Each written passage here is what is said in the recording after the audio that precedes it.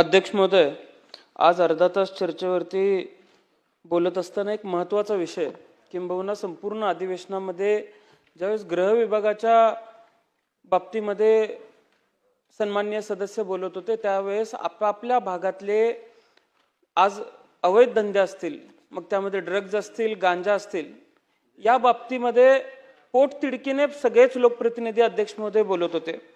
आज अर्धा तास चर्चेला तासगाव, कवटेमंकाळ, सांगली जिल्हा यामध्ये जे अवैध धंद्यांचं रॅकेट अध्यक्ष महोदय अस्तित्वात आहे आणि कधी कधी अध्यक्ष महोदय खरं तर पोलीस विभागावरती माझं मनापासून प्रेम आहे।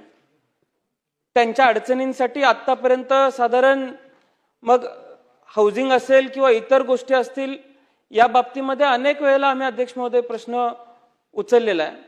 पण अध्यक्ष महोदय या प्रश्नाच्या संदर्भामध्ये आज पोलीस विभाग ज्या पद्धतीनं हा प्रश्न हाताळतोय त्या बाबतीमध्ये अध्यक्ष महोदय जर थोडासा अभ्यास केला तर अध्यक्ष महोदय शंका यायला त्यामध्ये शंका मनामध्ये तयार होते की कधी कधी एखादा अवैध धंदा खरंच पोलीस थांबवतायत का खरंच पोलीस इन्व्हॉल्व आहेत का, आणि आता पोलीस इन्व्हॉल्व असणं किंवा पोलिसांनीच रन करणं यामध्ये सुद्धा अध्यक्ष महोदय फरक आहे असं मी म्हणलं तर वावगं वाटतं कामा नये।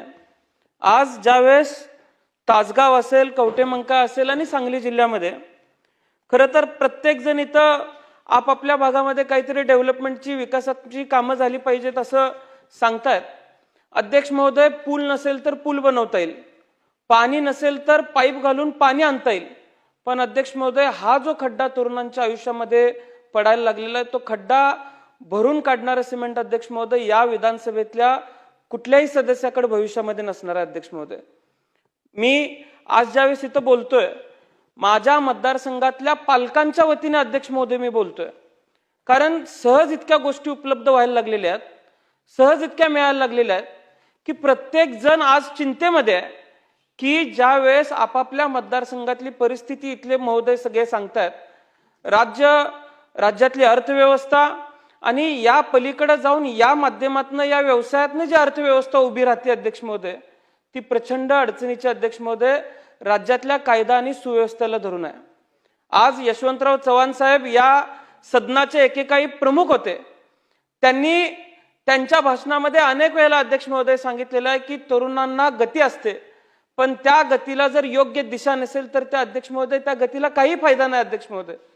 आणि ज्यावेळेस आज आम्ही या गोष्टीवरती अभ्यास करतो अध्यक्ष महोदय, आज ही समस्या केवळ कायदा आणि सुव्यवस्थेपुरती मर्यादित न राहता सामाजिक, शैक्षणिक आणि आरोग्याच्या दृष्टीने अत्यंत गंभीर झालेली आहे। या विषयाला सुरुवात करण्यापूर्वी अध्यक्ष महोदय, कवटेमंकाळ तालुक्यातील वाघोली गावचे स्वर्गीय बाळासो रामराव शिंदे आणि मतकुंकी गावचा स्वर्गीय राजवर्धन राम पाटील, महाराष्ट्रामध्ये असा आकडा काढायचा झाला तर असंख्य निघेल अध्यक्ष महोदय, पण ही नावं मी मुद्दाम घेतोय, या दोन्ही नावांना मी या सदनामार्फत भावपूर्ण श्रद्धांजली अर्पित करतो। पण अगदी या दोन्ही खुनांचे जर कारण बघितली तर राजवर्धन राम पाटील हा कॉलेजच्या बाहेर उभा आहे, गाडीवरनं 4 मुलं चाललेली आहेत, त्यांच्याकडे फक्त रस्त्यावरनं जाताना बघितलं, त्या 4 मुलांनी येऊन त्याचा खून केला अध्यक्ष महोदय, आणि पुन्हा निष्पन्न होतं की ही 4ही मुलं अगदी ड्रग्ज घेतल्या होत्या, कसल्या गोळ्या खाल्ल्या होत्या, आणि त्याच्यानंतरच्या काळामध्ये ज्यावेळेस त्या मुलांचं वय तपासलं गेलं अध्यक्ष महोदय त्यावेळेस ती मुलं 16 आणि 17 वर्षाची होती।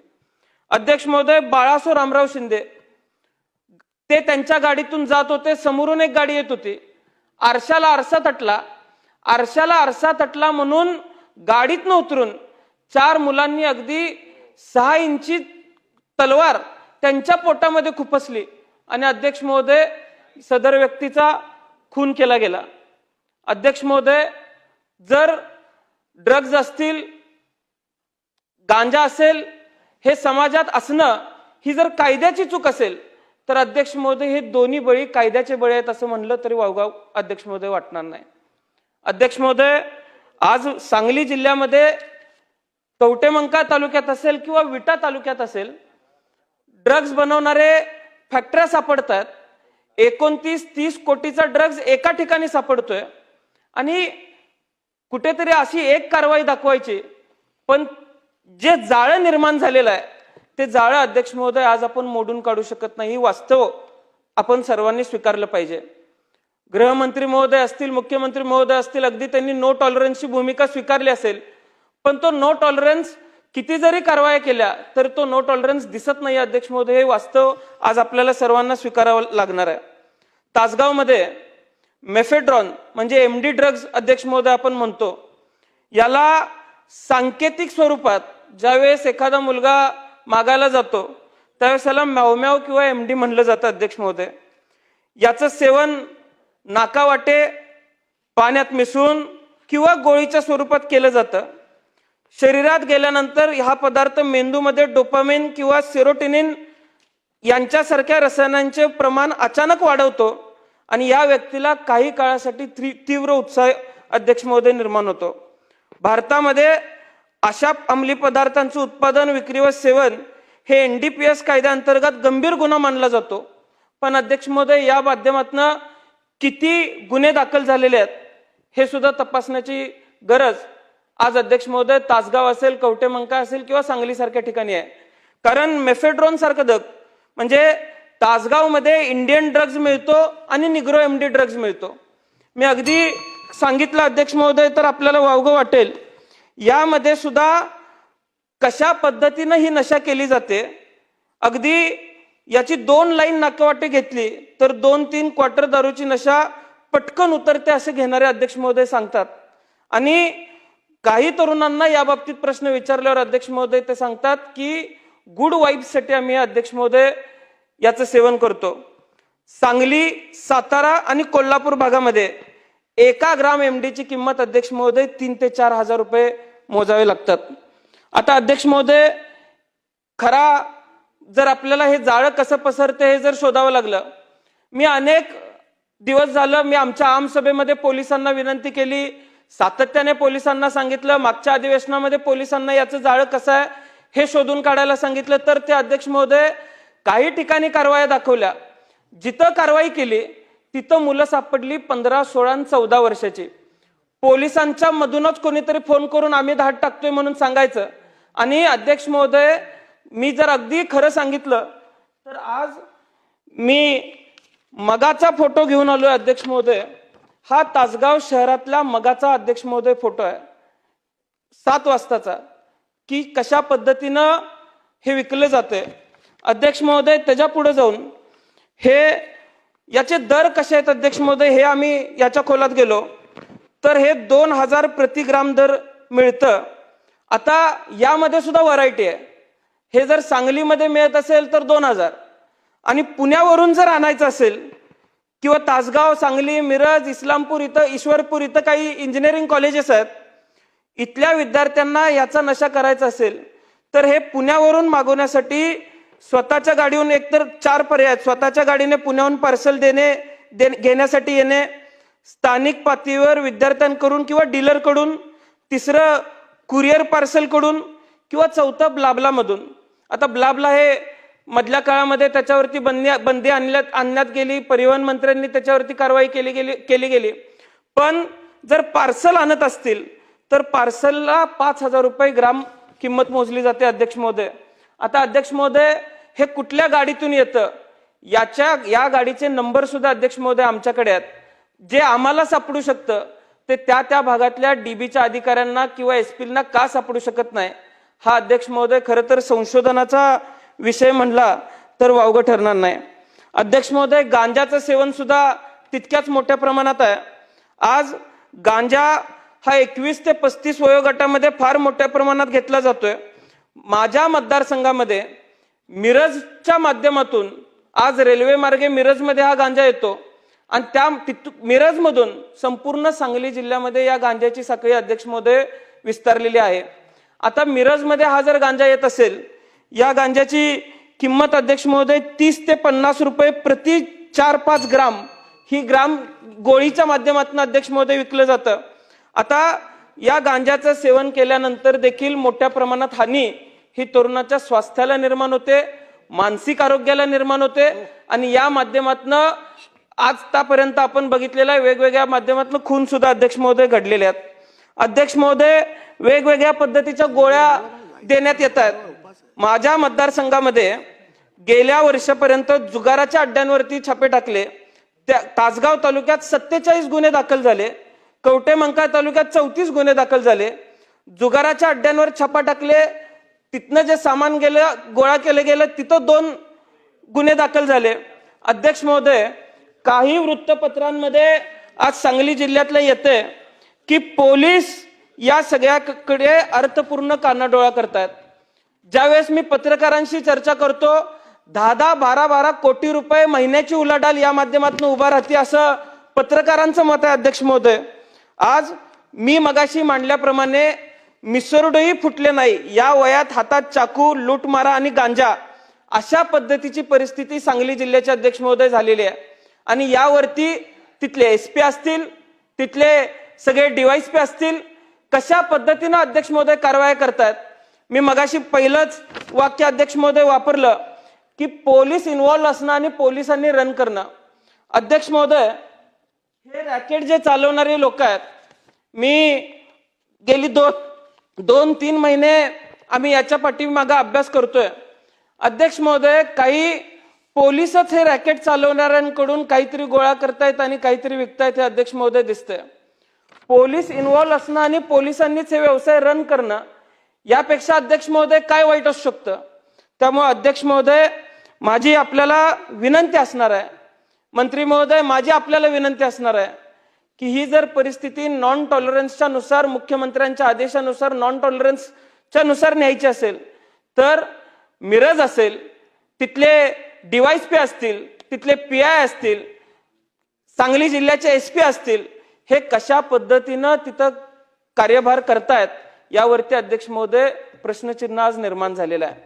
आज मगाशी ज्यावेळेस आम्ही माहिती मागवत होतो, अगदी स्वर्गीय RR आबा ज्यावेळेस गृहमंत्री होते, संपूर्ण राज्यामध्ये गुटखा बंदी असेल, संपूर्ण राज्यामध्ये आकड्यांची बंदी असेल, ही फार मोठ्या प्रमाणात अध्यक्ष महोदय केली गेली होती. त्या काळात फार मोठ्या प्रमाणात धाडी टाकल्या गेल्या होत्या. आजही लोक सांगतात की त्यावेळेस एक चैतन्याचं वातावरण अध्यक्ष महोदय निर्माण झालं होतं. पण आता आपण 10:36 बोलतोय. अध्यक्ष महोदय, 10:05 तासगाव मधल्याच एका व्हॉट्सअप ग्रुपवरचा रेकॉर्ड आहे की अशा पद्धतीचा आकडा आज व्हॉट्सअपवरती अध्यक्ष महोदय काढला गेलेला आहे. अध्यक्ष महोदय, माझ्या वडिलांनी या सभागृहामध्ये काम करत असताना चिठ्ठ्या उधळल्या होत्या आकड्यांच्या. आज अध्यक्ष महोदय तशाच पद्धतीच्या चिठ्ठ्या पुन्हा चालू झालेल्या आहेत.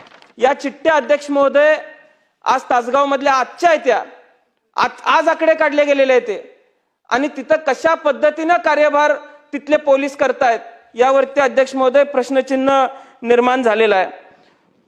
मागच्या आठवड्यामध्ये एक लक्षवेधी मांडली गेली आणि त्या लक्षवेधीमध्ये अध्यक्ष महोदय सन्माननीय सदस्यांनी सांगितलं की कवठेमंकाळ तालुक्यातल्या ज्योतिर्लिंग ज्वेलर्स मध्ये तिथल्या पोपट दबडे नावाचा मालक होता. कुठेतरी चोरी झाली म्हणून पोलिसांनी शोधायला यायचं. अध्यक्ष महोदय, पुण्याचं पथक आलं. त्या पुण्याच्या पथकानं त्याला रिकव्हरी पाहिजे म्हणून आम्हाला सांगितलं. तो म्हणला माझ्याकडे कुठलं सोनं आलंच नाही, मी कुठली रिकव्हरी द्यायची.